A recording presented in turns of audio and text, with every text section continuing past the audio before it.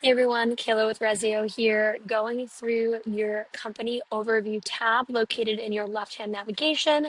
Depending on if you're just coming in the platform for the first time, it will be at the top of your screen. If you're within a project, scroll down in your left-hand navigation to navigate to the company overview. But wanted to do a brief walkthrough of this. We do have some new updates here.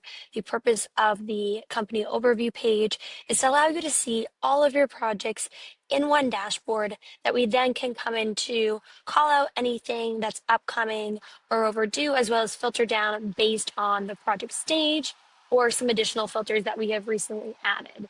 So over on the right, you're always going to have a list of overdue approvals across projects in here. That could be proposals, bids, selections, you name it. We're also going to show what's upcoming across projects, whether that's schedule items, to-dos, or upcoming approval documents as well. This has since been updated to display 10 items at a time, but you can always use the arrows over here to expand to more upcoming items over the weeks or navigate back to what we have coming up most recently.